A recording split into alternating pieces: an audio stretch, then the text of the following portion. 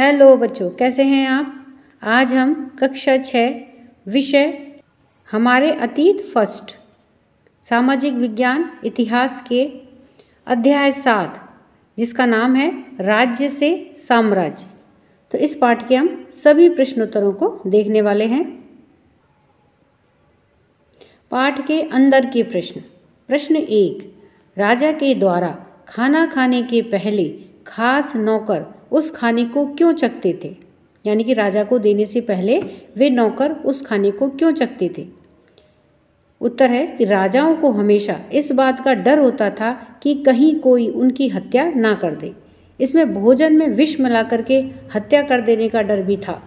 इसलिए हमेशा राजा के द्वारा खाना खाने के पहले खास नौकर उस खाने को चखते थे, जिससे यह साबित हो जाए कि वह खाना राजा के द्वारा खाए जाने के लिए सुरक्षित था। प्रश्न 2, पाटलिपुत्र मोहनजोदड़ो से किस तरह से भिन्न था। तो उत्तर है कि पाटलिपुत्र एक विशाल प्राचीर से घिरा हुआ था।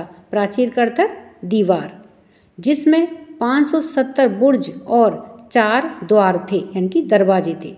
2 और 3 मंजिल वाले घर लकड़ी और कच्ची ईंटों से बने हुए थे। राजा का महल भी काठ से बना हुआ था, अर्थात लकड़ी से बना हुआ था, जिसे पत्थर की नक्काशी से अलंकृत किया गया था, यानी कि सुशोभित किया गया था, सजाया गया था। यह चारों तरफ से उद्यानों और चिड़ियों के लिए बने बसेरों से घिरा हुआ था।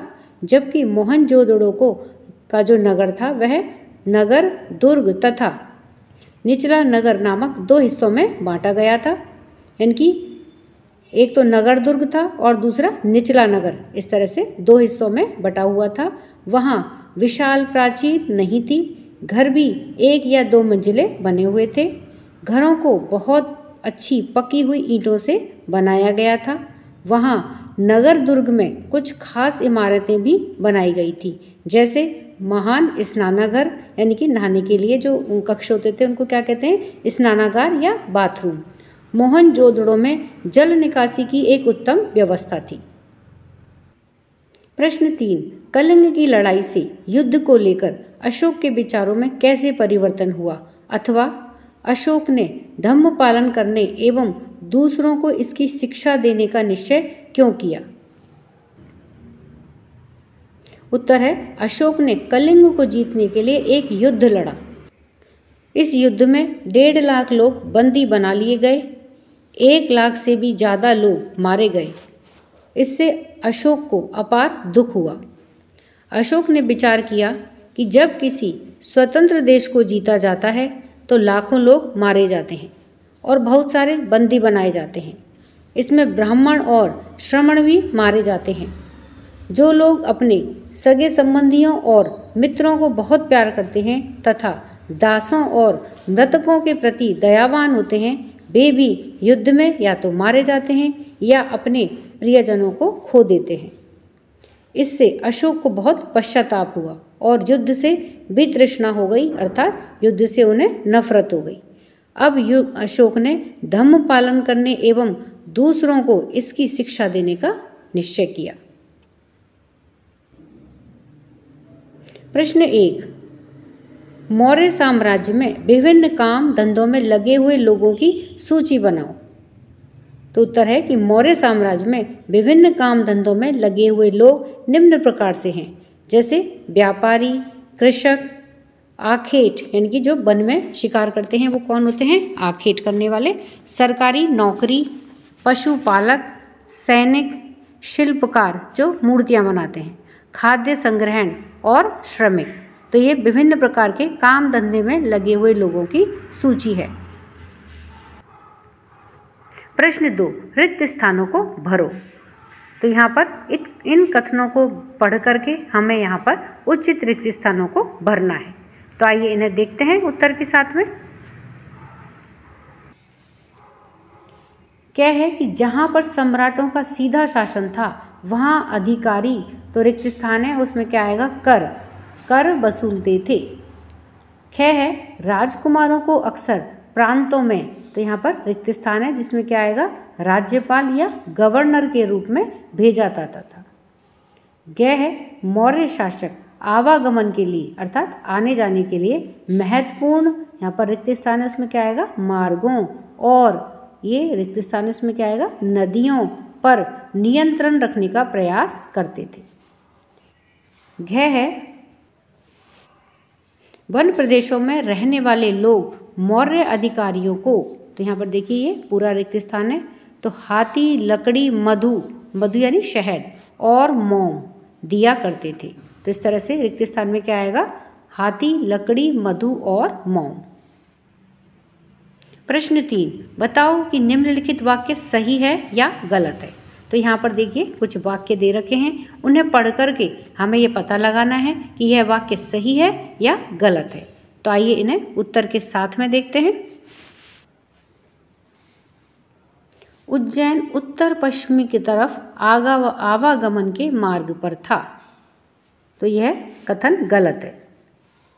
आधुनिक पाकिस्तान और अफगानिस्तान के इलाके मौर्य साम्राज्य के अंदर थे। तो यह सही है, यानी कि मौर्य साम्राज्य यहाँ तक फैला हुआ था। चंद्रगुप्त के विचार अर्थशास्त्र में लिखे गए हैं। तो यह कथन गलत है। कलिंग बंगाल का प्राचीन नाम था। तो यह उत्तर, यह कथन गलत है। अशोक के ज़्यादातर अभिलेख ब्रह्मलिपि में हैं। तो यह कथन सही है। आओ चर्चा करें। प्रश्न 4, उन समस्याओं की सूची बनाओ जिनका समाधान अशोक धम्म के द्वारा करना चाहता था। तो यानी कि हमें समस्याओं की सूची बनानी है जिनका समाधान अशोक धम्म के द्वारा करना चाहता था। उत्तर है अशोक निम्न समस्याओं का समाधान धम्म के द्वारा करना चाहता था।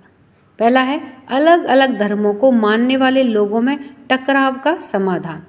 दूसरा है पशु बलि का समाधान। तीसरा है युद्ध जनित एवं अन्य हिंसा का समाधान। नंबर 4 है दासों और नौकरों के बीच क्रूर व्यवहार का समाधान। नंबर 5 है परिवार व पड़ोसियों के बीच झगड़े का समाधान। नंबर 6 है बड़ों का आदर। और नंबर 7 है लोगों में दया भाव उत्पन्न करना। प्रश्न 5, धम्म के प्रचार के लिए अशोक ने किन साधनों का प्रयोग किया। तो उत्तर है कि धम्म के प्रचार के लिए अशोक ने निम्न साधनों का प्रयोग किया। पहला है धम्म के प्रचार के लिए अशोक ने धम्म महामात्र नाम के अधिकारियों की नियुक्ति की, जो जगह जगह जाकर के धम्म की शिक्षा देते थे। नंबर 2 है इसके अतिरिक्त अशोक ने अपने संदेश कई स्थानों पर शिलाओं और स्तंभों पर खुदवा दिए। अधिकारियों को यह निर्देश दिया गया कि वे राजा के संदेश को उन लोगों को पढ़ कर के सुनाएं जो खुद पढ़ नहीं सकते थे। नंबर 3 है अशोक ने धम्म के विचारों को प्रसारित करने के लिए सीरिया, मिस्र, ग्रीस तथा श्रीलंका में भी दूत भेजे थे। प्रश्न 6, तुम्हारे अनुसार दासों और नौकरों के साथ बुरा व्यवहार क्यों किया जाता होगा। क्या तुम्हें ऐसा लगता है कि सम्राट के आदेशों से उनकी स्थिति में सुधार हुआ होगा। अपने जवाब के लिए कारण बताओ। तो उत्तर है कि हमारे अनुसार दासों और नौकरों के साथ बुरा व्यवहार क्यों किया जाता होगा, क्योंकि उस समय दास तथा नौकर प्राय युद्धबंदी या खरीदे हुए होते थे। इन पर उनके स्वामी का पूरा अधिकार था। दास तथा नौकरों को उस समय कोई अधिकार प्राप्त नहीं थे तथा उनकी सामाजिक स्थिति बहुत नीची थी। हाँ, हमें ऐसा लगता है कि सम्राट के आदेशों से उनकी स्थिति में कुछ सुधार अवश्य आया होगा। जिन लोगों ने भी सम्राट की धम्म नीति को अपनाया होगा, उन्होंने उसके आदेश को अवश्य माना होगा। अन्य लोगों ने भी सम्राट के भय से दासों तथा नौकरों के साथ में अच्छा व्यवहार करना शुरू किया होगा। आओ करके देखें। प्रश्न 7, रोशन को यह बताते हुए कि हमारे रुपयों पर शेर क्यों दिखाए गए हैं, एक पैराग्राफ लिखो। कम से कम एक और चीज का नाम लो जिस पर इन्हीं शेरों के चित्र बने हैं। उत्तर है हमारे रुपयों पर बने हुए शेर इसलिए दिखाए गए हैं क्योंकि शेरों के चित्रों का ऐतिहासिक महत्व है। सम्राट अशोक के शासनकाल के दौरान 4 शेरों की मूर्ति बनाई गई और फिर उन्हें सारनाथ में एक विशाल स्तंभ पर स्थापित किया गया। ये चित्र हम रुपयों और सिक्कों के अतिरिक्त भारत सरकार के द्वारा प्रयोग किए जाने वाले सभी दस्तावेजों, अंतर्देशीय पत्रों तथा स्टैम्प पेपर पर भी देखते हैं। प्रश्न 8, अगर तुम्हारे पास अपना अभिलेख जारी करने की शक्ति होती तो तुम कौन सी 4 राजाज्ञाएं देते? उत्तर है यदि हमारे पास अपना अभिलेख जारी करने की शक्ति होती तो हम निम्नलिखित 4 राजाज्ञाएं देते। पहली है कि जबरन धर्म परिवर्तन नहीं करवाया जाएगा। दूसरा है किसी विशेष वर्ण के प्रति भेदभाव नहीं किया जाएगा। नंबर 3 है सभी को शिक्षा का समान अवसर दिया जाएगा। नंबर 4 है स्त्रियों को पुरुषों के बराबर अधिकार प्राप्त होंगे। नंबर 5 है सभी धर्मों का सम्मान किया जाएगा। नंबर 6 है सभी धर्मों की कुप्रथाओं को हटाने पर जोर देते। तो इस तरह से हम इनमें से कोई सी भी 4 राजाज्ञाएं दे सकते हैं। तो इस तरह से हमने इस पाठ के सभी अभ्यास कार्य को देखा है। वीडियो पसंद आने पर वीडियो को लाइक करें, शेयर करें। चैनल पर नए हैं तो सब्सक्राइब करना ना भूलें। मिलते हैं नए वीडियो में। इसी के साथ धन्यवाद।